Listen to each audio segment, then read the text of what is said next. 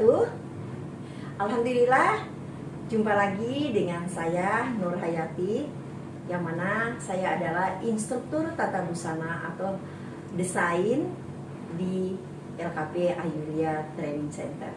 Baik, kali ini video pembelajaran yang saya akan berikan yaitu bagaimana kita menganalisa sebuah desain lalu menentukan bahan yang akan kita gunakan dan berapa banyak bahan yang akan dipakai. Sekarang kita akan masuk ke video pembelajaran, yaitu bagaimana teman-teman semua bisa menganalisa sebuah desain, yang mana di dalam menganalisa sebuah desain di sini kita akan menentukan bahan yang akan dipakai, bahan pelengkap yang akan dipakai, dan peralatan apa saja yang akan kita gunakan.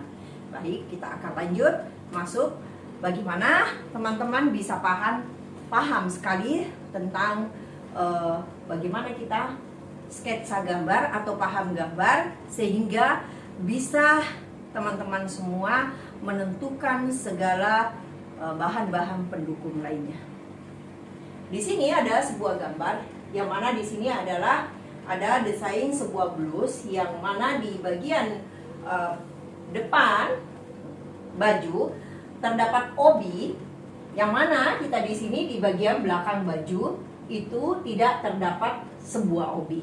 Nah, bagaimana teman-teman mensiasatinya dengan adanya obi di bagian depan tersebut? Baik, ini adalah bagian depan. Nah, ini adalah desain bagian belakang.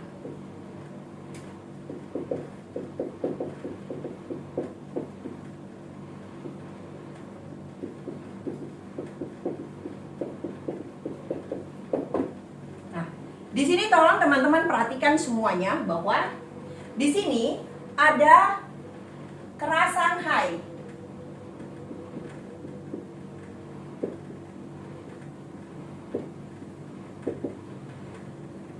Keras Shanghai. Nah, di sini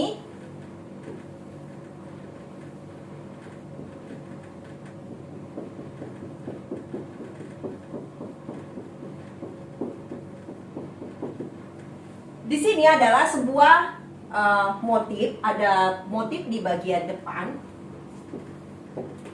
Ini adalah bahan motif atau batik. Lagi teman-teman masuk di sini ada sebuah di sini ada obi sebesar 3 cm. Masuk lagi teman-teman, di sini adalah baju ini adalah lengan panjang.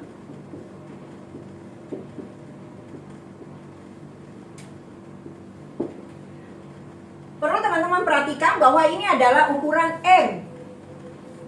Ini adalah ukuran M.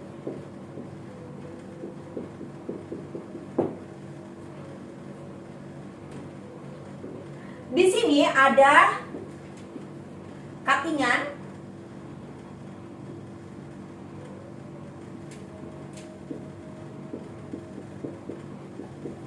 setengah payung, bagian bawah baju, di bagian lengan ada manset.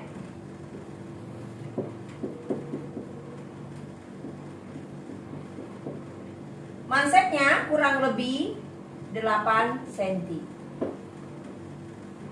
Nah, ini adalah contoh daripada kita analisa desain. Jadi di setiap teman-teman semuanya menerima pesanan dari customer, maka teman-teman semuanya harus melihat terlebih dahulu desain yang akan dibuat customer tersebut. Karena kenapa? Ketika teman-teman semua tidak memahami gambar yang dibawa oleh customer, maka teman-teman nantinya akan salah dalam menganalisa desain. Nah, begitu pula dalam menentukan bahan. Biasanya kebanyakan customer itu dia telah membeli bahan baru datang ke seorang penjahit.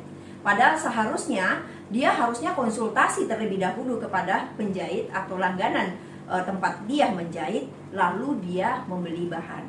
Karena kenapa? Di sini ketika sebuah desain, menganalisa sebuah desain tanpa memikirkan modelnya, terus ukuran baju yang akan dibuat, maka kita tidak akan pernah bisa menentukan berapa bahan habis yang akan kita pakai atau akan kita gunakan, seperti itu.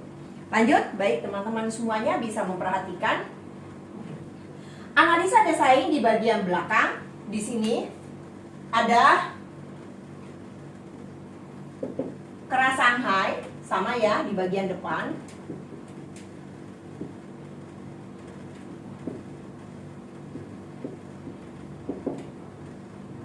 Di sini juga lengan panjang.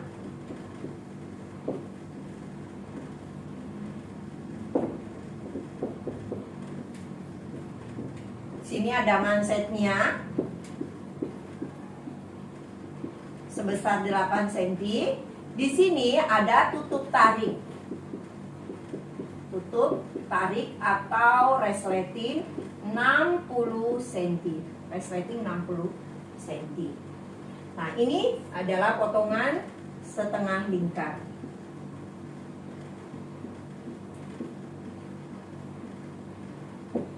Jadi teman-teman sebelum masuk dalam pengambilan ukuran, pembuatan pola, teman-teman harus benar-benar memahami bagaimana teman-teman bisa menganalisa sebuah desain atau sebuah gambar yang dibawa oleh seorang customer, ataupun teman-teman akan membuat sebuah busana yang akan dijual atau dipasarkan di pasaran, baik itu online maupun itu offline, seperti itu.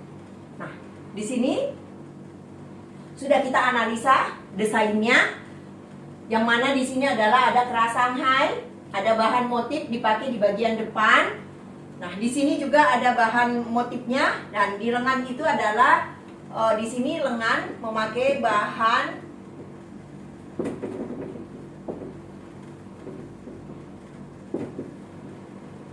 di sini lengannya memakai bahan motif atau batik. Sama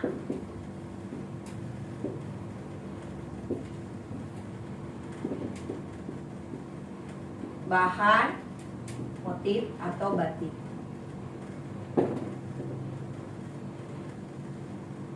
Teman-teman semua di sini sudah ada bahan motif atau batik di bagian tengah depan, di lengannya juga lengan panjang bahan motif atau batik. Di sini ada obi 3 cm.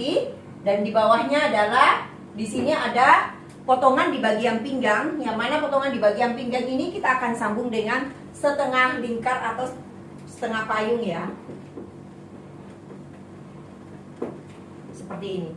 Nah, lanjut, ini adalah pola sedikit membelok naik, sedangkan di belakang adalah sedikit memutar, di bagian belakang memutar ke bawah, lebih panjang daripada di bagian depan. Baik, kita akan masuk di bagian belakang. Di bagian belakang juga ada sama keras Shanghai, lengan panjang. Di sini memakai tutup tarik 60 cm. Di sini lengan memakai motif atau batik. Di sini ada manset kurang lebih 8 cm, dan di bagian cuttingan dari pinggang ke bawah ada setengah lingkar atau setengah payung ya. Baik. Berapa bahan yang akan kita gunakan? Nah, disinilah kita akan menentukan bahan habisnya. Setelah sudah menentukan bahan habisnya, barulah kita akan menentukan bagaimana urutan produksinya. Seperti itu. Baik, kita akan masuk dulu berapa bahan yang akan kita gunakan. Baik, teman-teman semuanya, kita akan masuk, yaitu bagaimana kita merencanakan bahan, perencanaan bahan. Nah, di sini dalam perencanaan bahan, dengan telah selesai kita menganalisa atau kita sudah paham gambar, maka perencanaan bahannya pasti kita juga sudah bisa menganalisanya. Contoh satu, ini adalah model atau desain yang telah kita analisa. Di sini kita akan menentukan bahannya dengan ukuran M, panjang bajunya 70, lingkar badannya 90, lingkar pinggangnya 80 cm, lingkar pinggul 94. Di sini panjang muka atau panjang dada kurang lebih 40, tinggi bas itu 27, lingkar atau lebar bas itu 20 cm. Sedangkan lebar pundak atau lebar bahu di sini sama aja, lebar pundaknya yaitu 38 atau lebar bahunya 12 cm. Di sini lanjut, lebar punggung 36 cm, lebar muka atau lebar dada, lingkar dada itu yaitu 33, panjang lengan 54, panjang siku 31 dan lingkar siku 32 dan lingkar manset 22, sedangkan lingkar leher kurang lebih 42 cm. Baik, kita akan masuk ke perencanaan bahan dengan ukuran M seperti ini.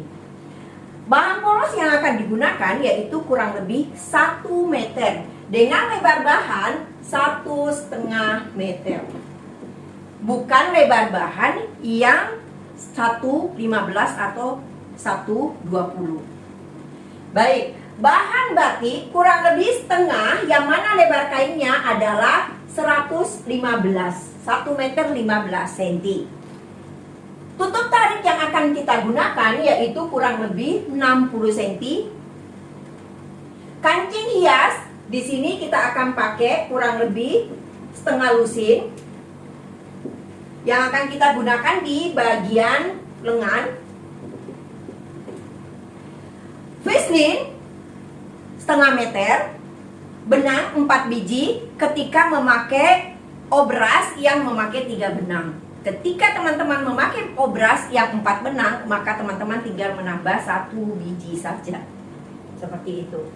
Baik, dari perencanaan bahan di sini barulah kita akan ke toko untuk membeli bahannya. Bukan langsung sebelum perencanaan bahan, sebelum menganalisa bahan, kita sudah membeli terlebih dahulu bahan yang akan kita jahit, seperti itu. Nah, setelah selesai perencanaan bahan, maka kita akan masuk selanjutnya yaitu urutan produksinya, tata tertib kerjanya. Karena di setiap sebuah desain, di setiap sebuah model baju, urutan kerja atau urutan produksinya itu akan berbeda-beda. Nah, di sini saya akan hapus. Kita akan masuk ke bagian urutan produksi.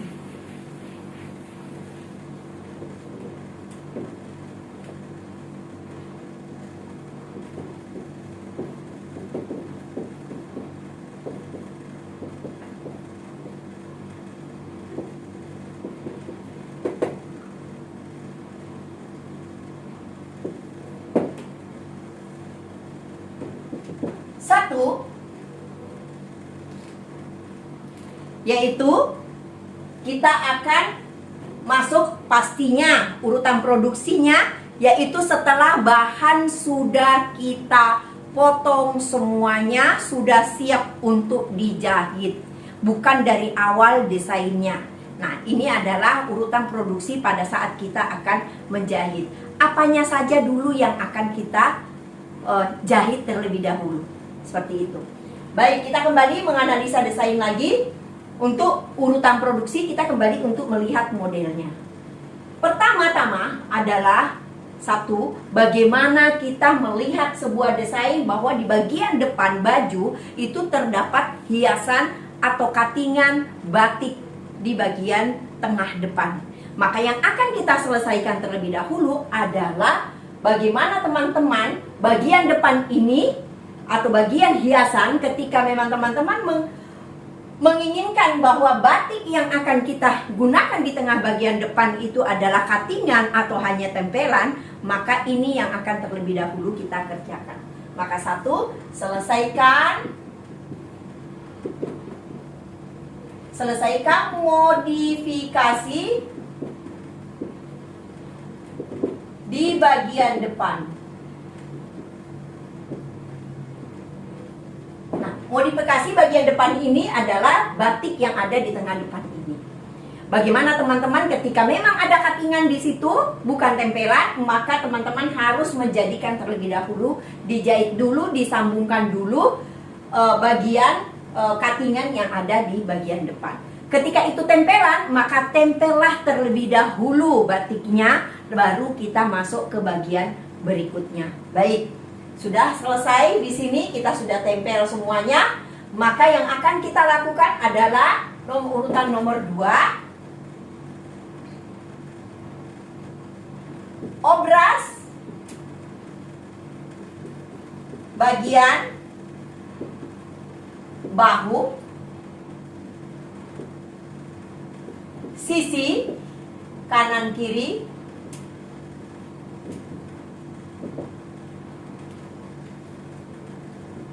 sisi kanan kiri badan baju,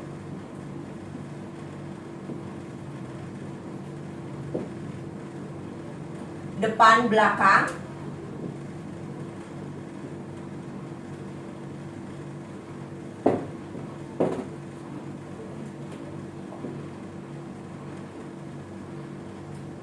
atau lebih enaknya yaitu obras seluruh bagian pinggiran potongan yang telah kita siapkan, kecuali satu, yaitu kerung leher, kerung lengan, lalu bagian cuttingan di bagian pinggang.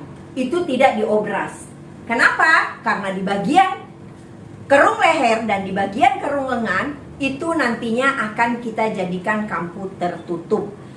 Sama dengan halnya di bagian cuttingan di bagian pinggang, kita akan menentukan kampunya, yaitu kampu tertutup. Seperti itu. Sedangkan di bagian leher, di sini kita memang tidak mengobrasnya karena di sana ada keras Shanghai. Baik, kita akan lanjut. Langkah selanjutnya yaitu setelah semua bagian pinggiran sudah kita obras, maka yang selanjutnya kita lakukan adalah bagaimana teman-teman di sini kita akan menjahit kupnatnya apabila terdapat kupnat, baik itu kupnat bagian depan maupun itu kupnat bagian belakang. Lanjut, langkah selanjutnya adalah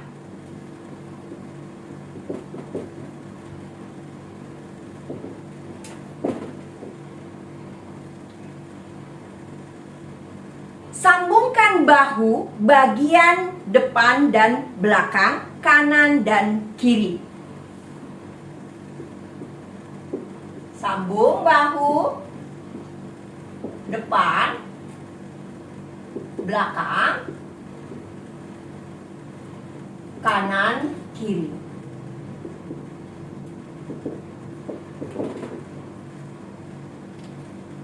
Baik, langkah selanjutnya yaitu bagaimana teman-teman menyambungkan bagian sisi kanan dan kiri, depan belakang. Sambung sisi depan, belakang, kanan, kiri. Perlu teman-teman ketahui bahwa dalam menjahit sebuah busana, setrika atau gosokan itu adalah sangat membantu sekali untuk melihat apakah di setiap jahitan yang kita kerjakan atau kita sudah selesaikan ada bagian-bagian yang terkelisut atau ada bagian-bagian yang mungkin teman-teman pada saat menjahit tidak melihat bahwa ada bagian yang terjahit yang di luar daripada seharusnya yang kita jahit. Jadi pada saat setiap kali teman-teman menjahit, baik itu bahunya, sisinya, kupnatnya, maka lakukanlah penyetrikaan. Disemprotkan air, lalu dibuka kampunya, lalu digosok. Nah, perhatikan teman-teman semuanya, ketika kupnat, bagian depan atau bagian belakang, kupnatnya itu terbalik ke bagian samping, baik itu di bagian belakang maupun di bagian depan. Jadi bukan menghadap ke depan kupnatnya, tetapi dia ke samping, ke bagian sisi masing-masing, seperti itu. Baik, untuk langkah selanjutnya yaitu urutan kerjanya di sini. Setelah kita sudah menyambungkan bahunya, sisinya, maka kita akan menyambungkannya dengan yang cuttingan di bagian pinggang. Cuttingan di bagian pinggangnya. Bagaimana cuttingan di bagian pinggang ini? Tapi perlu teman-teman ketahui di sini harus diperhatikan yaitu obi.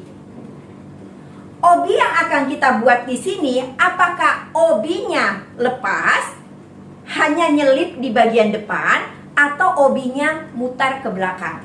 Dengan analisa yang sudah kita dapat, di bagian belakang tidak terdapat gambar obi, sedangkan bagian depan terdapat gambar obi.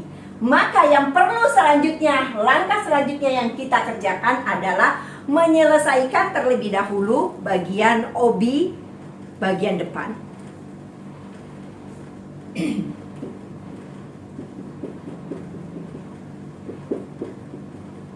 Obi, penyelesaian obi. Lalu teman-teman semua, obinya sudah selesai, maka obi tersebut kita jahit bantu di bagian sisi kanan dan kiri. Tetapi tidak habis sampai ke bawah.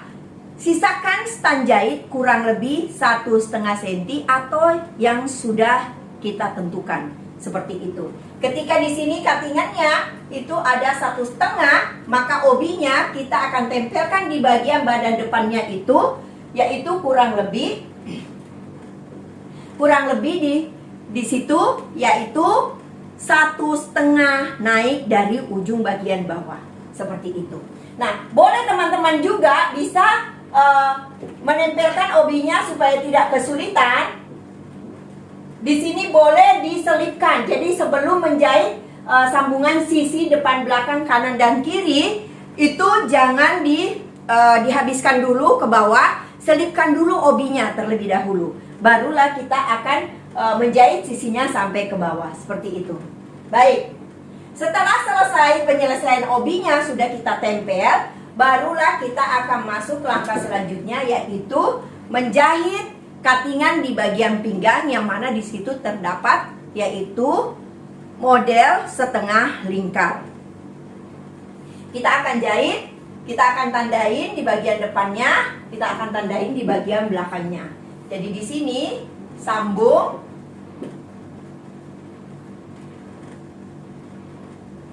bagian bawah baju.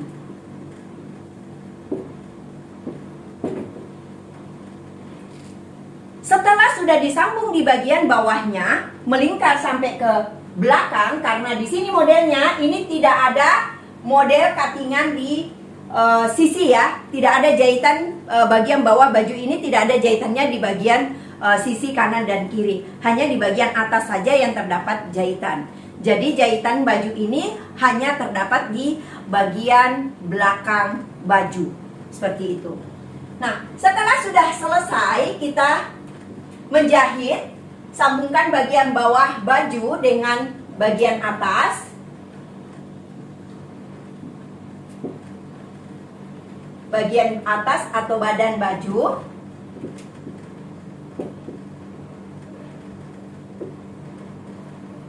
Barulah kita akan masuk menjahit resleting. Tapi sebelum menjahit resleting, teman-teman semua harus benar-benar memahaminya bahwa di sini harus ada langkah satu lagi, yaitu mengobras bagian cuttingan di pinggang sebelum masuk ke bagian menjahit tutup tariknya. Jadi langkah selanjutnya yaitu obras bagian cuttingan di pinggang.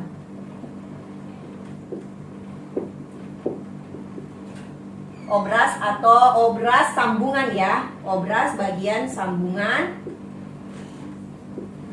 di pinggang.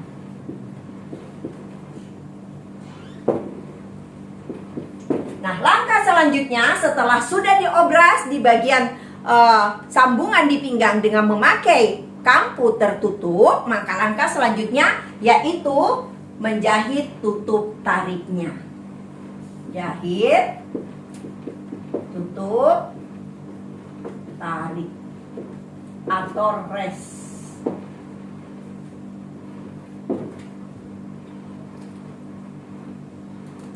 Sudah masuk, selesai resletingnya, maka langkah selanjutnya yaitu kita akan masuk ke bagian menjahit sisi lengan. Bagaimana teman-teman menjahit bagian sisi lengannya? Tetapi sebelum menjahit sisi lengannya, di sini perlu kita perhatikan apakah ada hiasan di bagian lengan atau mungkin ada manset. Maka teman-teman boleh menyelesaikan terlebih dahulu manset di bagian lengannya. Selesaikan mansetnya, teknik kerjanya seperti apa? Karena menjahit sebuah manset yang seperti ini banyak cara.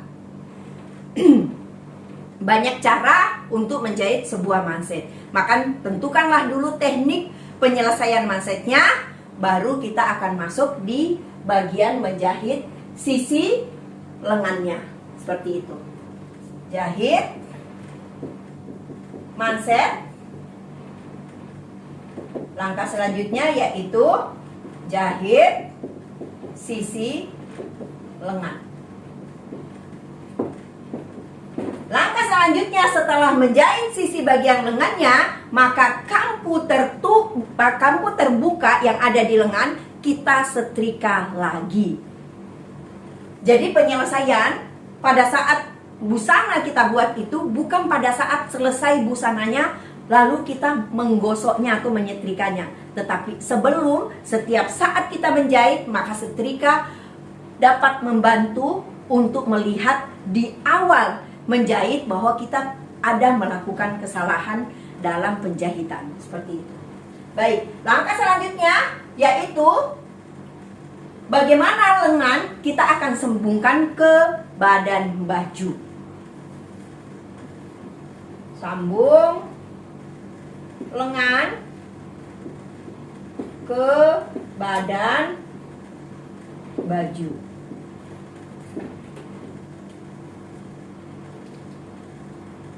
Nah, setelah selesai lengan dipasang ke badan bajunya, maka kita akan masuk yaitu mengobras kerung lengan.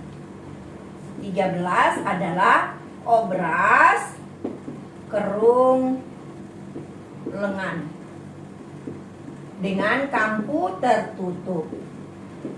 Kampu tertutup. Jadi di bagian lengan bukan kampu terbuka tapi kampu tertutup. Dan teknik penyelesaian kerung lengan juga kita sudah menentukannya bagaimana teknik penjahitannya, seperti itu. Baik, lengan sudah terpasang, kerung lengan sudah kita obras, maka langkah selanjutnya adalah penyelesaian kerah baju. Buat kerah. Langkah selanjutnya adalah sambung kerah ke bagian baju.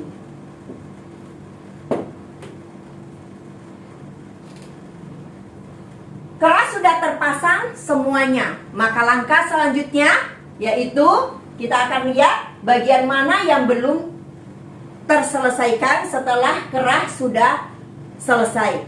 Adalah penyelesaian bagian bawah baju.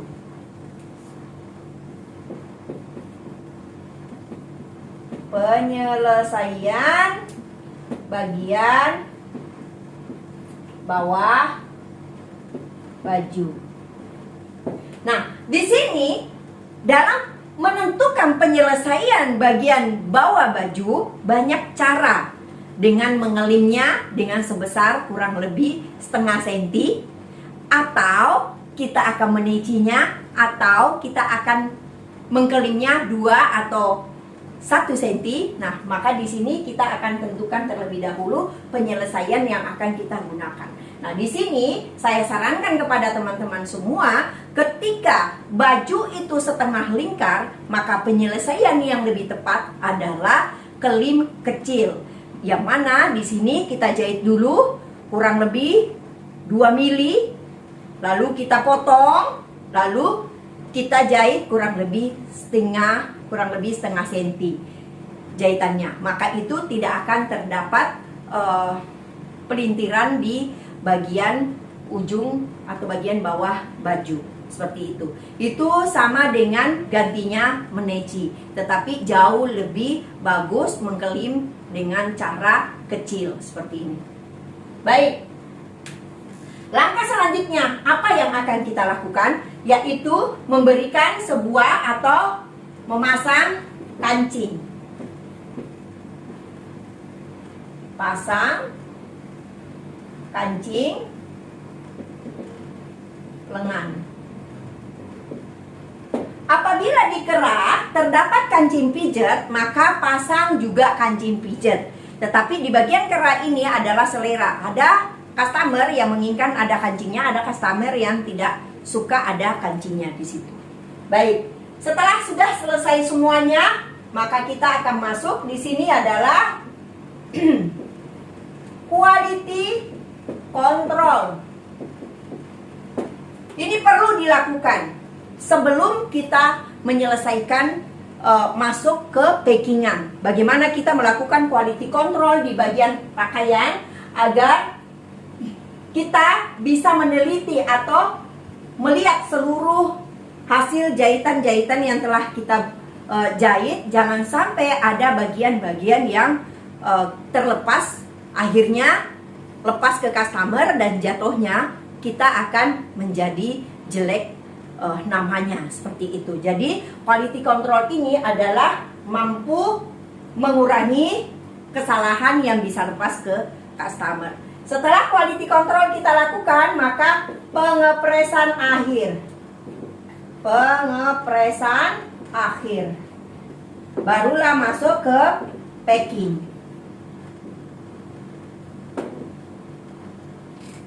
Nah, demikian bagaimana kita merancang atau bagaimana kita menganalisa sebuah desain model, bagaimana kita paham gambar, bagaimana kita menganalisa terdapat apa di baju atau gambar atau desain yang dibawa oleh customer, menentukan bahan habisnya, ukurannya berapa, bahan habisnya berapa, dan apa saja bahan-bahan pendukung lainnya yang kita akan siapkan. Jadi setelah sudah selesai semua disiapkan, barulah kita akan masuk ke urutan produksinya atau tata tertib kerjanya. Kenapa? Perlu saya sampaikan kepada teman-teman semua bahwa gunanya dalam menentukan tata tertib kerja atau urutan produksi itu sangat membantu sekali teman-teman dalam penyelesaian pembuatan busana ini. Kenapa? Untuk bagaimana teman-teman melakukan kesalahan dengan amburadul cara kerjanya yang harusnya kerjanya di nomor 1 kan dikerjakan di nomor 2 atau nomor 3, sehingga pada saat menjahit itu kita akan mengalami kesulitan. Nah, sedangkan ketika teman-teman telah mengurutkannya sesuai dengan model atau desain masing-masing, maka teman-teman akan menjahit dengan step by step langkah kerja yang urut, sehingga kita tidak melakukan kesalahan yang fatal, sering mendedel yang mengakibatkan mana bahannya bisa sobek atau bisa jelek hasilnya seperti itu. Jadi di sini teman-teman sudah paham semuanya bahwa urutan produksi itu, tata tertib itu sangat membantu kita dalam penyelesaian sebuah busana. Dan jangan lupa teman-teman semuanya tetap taat dengan K3. Bagaimana teman-teman selalu memperhatikan K3, keselamatan kerja, agar kita senantiasa kerja itu diberi kelancaran semuanya. Baik, teman-teman semuanya, demikian video pembelajaran ini. Semoga bisa bermanfaat untuk teman-teman semuanya agar bisa menghasilkan produksi-produksi yang luar biasa yang mampu bersaing di dunia usaha, mampu bersaing di penjualan-penjualan online maupun offline. Terima kasih dari saya. Assalamualaikum warahmatullahi wabarakatuh.